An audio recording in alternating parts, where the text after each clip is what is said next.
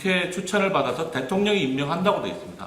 그럼 추천을 받았으면 그에 대해서 임명을 해야 되는데 임명을 하지 않았습니다. 그 과정에서 이동관 체제, 김홍일 체제 계속 2인 체제로 위법이 이루어지고 있는 상황에서 거기 중요한 심의를 하고 있는 심의기구 방송통신심의위원을 대통령이 두 사람 해촉시키고 대통령 지명하면서 국회에서 추천한 두 사람에 대해서는 올해 6월 말까지 끝까지 임명을 안 했습니다. 아무런 이유 없이요.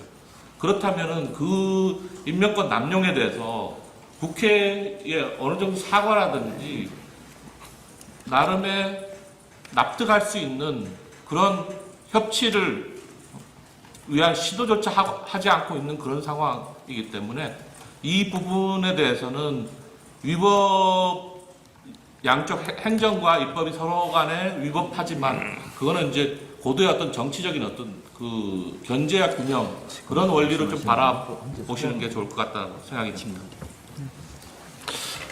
잠깐 제가 한 말씀 더 드려도 되겠습니까? 네. 방금 전에 피청구인 측에서 이런 말을 했습니다. 법사위 조사조차 이루어지지 않았다. 이렇게 얘기합니다. 이게 법률적 주장이 아니라 이제 정치적 주장일 수 있는데요. 예를 들면 저희 법사위에서 검사 탄핵 조사 청문회를 합니다. 그럼 그런 조사 청문회를 왜 하냐? 그냥 탄핵해버리면 되지. 또 이렇게 국민의힘 측에서는 그렇게 주장도 합니다. 그래서 주장과 주장이 법률적인 강제력, 구속력이 있는 것은 아니라고 보고 그럼에도 불구하고 이런 문제가 있었습니다. 지금 생각해 보니 정권이 교체가 되면 야당과 여당이 바뀌지 않습니까? 그러면 방통위원 임기를 마치는 그 위원회 당시 추천될 당시에 여야가 바뀔 수가 있습니다. 그러면 추천권이 어디에 있느냐 이런 문제를 가지고 논쟁을 한 것으로 제가 기억을 하고 있고 그러면서 여당일 때 여당이 추천한 사람 아니다. 소속 정당으로 봐야 된다. 아니면 여당, 야당으로 봐야 된다. 이런 문제가 지속적으로 논쟁이 있었던 것으로 제가 기억이 납니다. 그러면서 이 추천이 차일피일 미뤄지지 않았나 그런 생각이 좀 들고요. 그런 부분에 속사정이 있었던 것 같습니다. 제가 뭐 방통위 추천 책임자는 아닙니다만 그럼에도 불구하고 실제로 최민희 방통위원을 국회에 추천했고 국회 입법조사처에서도 문제가 없다. 그런데 그걸 법제처에서 시간을 끌지 않았다면 대통령이 임명했다면 그 후속 인사도 탄력을 받아서 추천되고 임명되지 않았을까 그런 생각이 듭니다. 그래서 2인 체제가 유지되었던 것이 국회가 추천하지 않아서 그렇다라는 주장도 일면 일리 있는 주장일 수 있으나 그것보다는 대통령이 임명하지 않은 책임이 훨씬 더 크다라고 저는 생각을 합니다.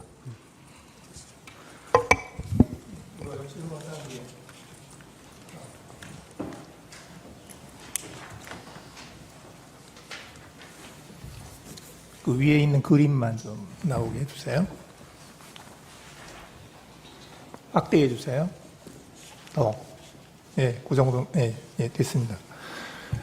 저기 지금 저 청구인 쪽에 좀 여쭤보는데요.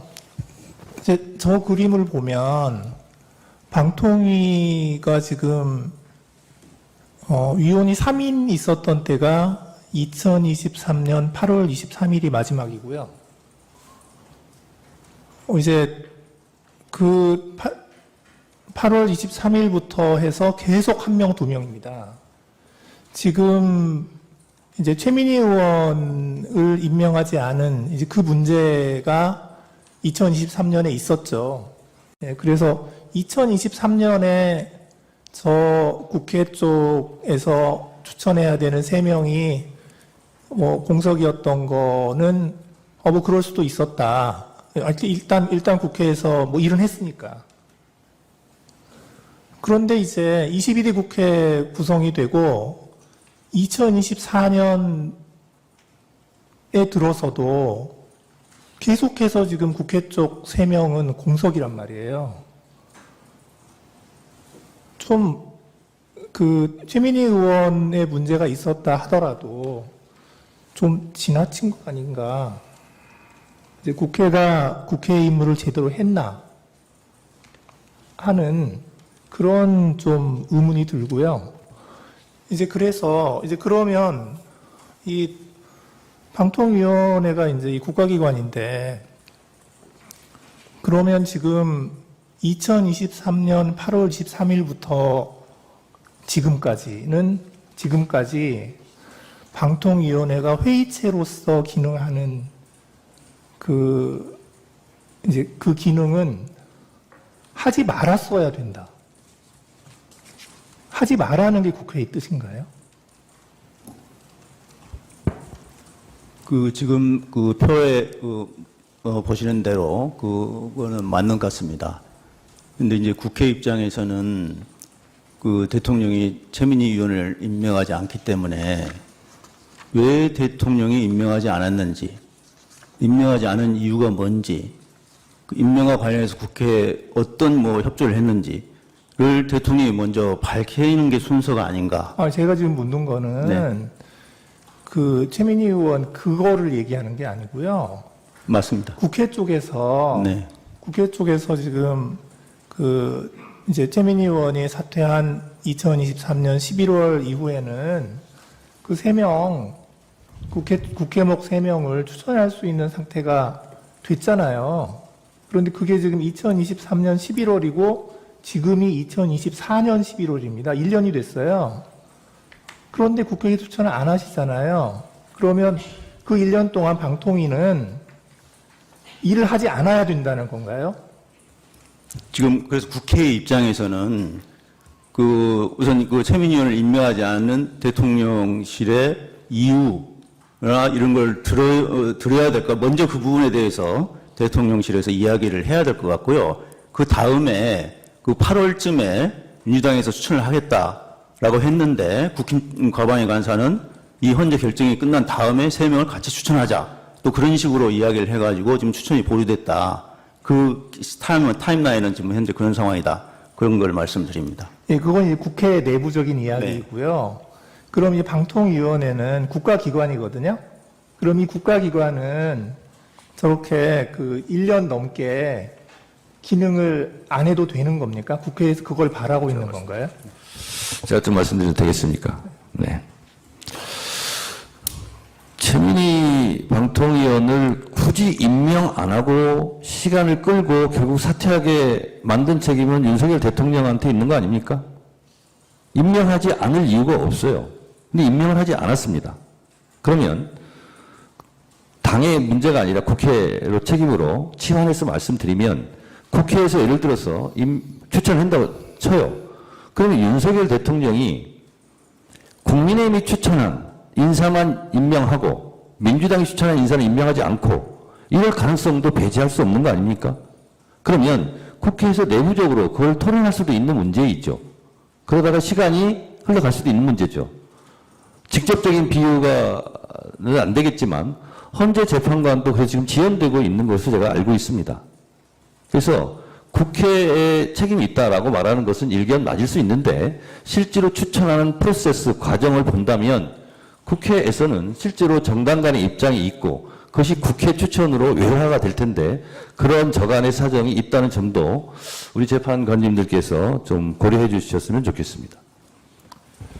헌법재판소 말씀을 하셨는데 지금 헌법재판소가 지금 10월 17일에 재판관 3명이 퇴임을 하고 오늘이 언제예요? 오늘이 지금 11월 12일이니까 거의 한 달째 지금 재판관이 전체가 모여서 바깥으로 내보내는 결정을 못 하고 있단 말이에요. 그러면 이 헌법재판소에 대해서 이렇게 재판관을 추천하지 않고 국회에서 3명을 추천하게 되어 있는데 그걸 하지 않는 그것도 지금 국회가 제 기능을 하지 않는 것인데 그게 국회의 책임 이외에 다른 누구의 책임이 있나요? 그러니까요. 그런데 네. 그러면 이제 국회의 뜻은 헌법재판소는 일을 하지 말라는 건가요? 제가 말씀드려도 되겠습니까? 예. 헌법재판관 문제는 이런 것 같습니다. 국회에서 법으로 다 규정하면 좋겠지만 그렇지 못한 관례라는 게 있습니다. 그래서 지금처럼 1당과 2당이 현격하게 차이가 나는 경우는 실제로 다수당이 2명을 추천해야 된다. 뭐 3명을 추천해야 된다. 아니다. 뭐 비슷하게 추천해야 된다. 이런 논쟁이 있는 겁니다. 그래서 그 논쟁이 있는 국회에서는 나름대로 고충이 있는 것이고요. 그냥 그 과정을 생략하고 국회 책임이다. 맞죠? 국회 책임일 수 있습니다. 그러나 국회의 지금까지 추천 과정의 경로를 보면 그런 저간의 사정이 있다라는 말씀을 드리고 실제로 현격하게 차이가 나서 다수당이 다 추천한 경우도 있었다라고 지금 제가 알고 있거든요. 마찬가지로 방통위원 같은 경우도 아까 말씀드린 것이 반복입니다만 여야의 시점이 달라서 추천한 주체가 누구냐 하는 부분으로 국회에서 끊임없이 논쟁할 수 있는 것이고요. 그건 그 이후의 문제인데 계속 제가 주장합니다만 최민희 의원을 윤석열 대통령이 임명했다면 지금 같은 사태가 시작되지는 않았다라고 저는 주장합니다. 그러니까 이제 제가 이제 마지막으로 한 가지만 더 말씀을 드리면, 지금 이제 그 국회는 이제 그 국가기관으로서의 그 헌법과 법률에 따라서 국회의 임무를 하셔야 되거든요. 지금 말씀하시는 거는 국회 내부에서의 이제 이렇게 하는 게 옳다, 저렇게 하는 게 옳다 하고 이제 그 내부에서 그 논의를 할 때 하실 수 있는 말씀이지만 지금 소추위원께서는 국회의 대표시거든요. 그리고 국회에서 지금 이 탄핵 소추를 했고 그래서 우리 국회는 국가기관으로서 지금 이렇게 기능을 하고 있고 이렇게 역할을 했다. 그래서 국회를 대표해서 하시는 말씀을 하셔야 되는 거여서 제가 지금 여쭤보는 게, 그러니까 이제 국회 그 내부에서의 그렇게 막 논쟁하고 그 어떤 이런 것들이 그런 사정이 있다면 그러면 방송통신위원회나 헌법재판소나 이런 국가기관들은 이제 구성을 안 해주면 그냥 구성해줄 때까지 역할을 하지 말고 그냥 기다리는 게 옳냐. 그렇게 하라는 게 국회 대표시니까 국회의 뜻이냐. 그걸 여쭤보는 겁니다. 자, 제가 말씀드려도 되겠습니까? 다시 한번 강조해서 마지막으로 드리자면 국회도 국가기관이고 대통령도 국가기관이지 않습니까? 처음에 이 문제를 발생시킨 국가기관이 어디죠? 대통령 아닙니까? 대통령이 최민희 방통위원을 임명을 했다면 그 사후에 지금 벌어지는 문제는 발생하지 않았을 것입니다. 국회가 책임이 없다는 것이 아니라 국회 작동 원리 내부 사정을 제가 참고 삼아 말씀드린 거고 기관의 책임을 따진다면 대통령이라는 국가기관, 최고의 기관이 실제로 임명해야 되는데 임명하지 않아서 발생한 문제다라는 점을 말씀드리는 거고 국회가 책임이 없다라는 말씀을 드리는 게 아닙니다. 네, 그 말씀 드립니다. 잘 알겠습니다. 네. 질문 하나만 드리겠습니다. 지금 2인 의견 했어요. 아니요. 네. 2인 의결의 위법성을 주장을 하고 계시는데요. 그 위법인 이유가 2명이기 때문인지 아니면 그 2명이 대통령이 임명했기 때문인지 어디에 더 방점이 있습니까? 그 예컨대 만약에 2명이어도 한 명은 이제 대통령이 임명한 인사고 그 다른 한 명은 국회가 추천한 인사라면 그 경우에는 좀 위법성 평가를 달리 해야 됩니까? 저희 주장은 2명이 의결한 것 자체가 위법이고요. 그 2명이 뭐 대통령이 지명한 사람이냐 국회가 선출한 사람이냐에 관계없이 2명이 의결한 것이 위법하다라는 입장이고요. 그렇습니다. 네. 그 만약에 그 3명이 모두 다 여당이 뭐 추천하거나 뭐 대통령이 임명한 이렇게 약간 여당 몫이라고 하면 그 경우에는 3명이기 때문에 3인의 그 의결은 위법하지 않다. 이제 그런 논리가 가능한 거죠?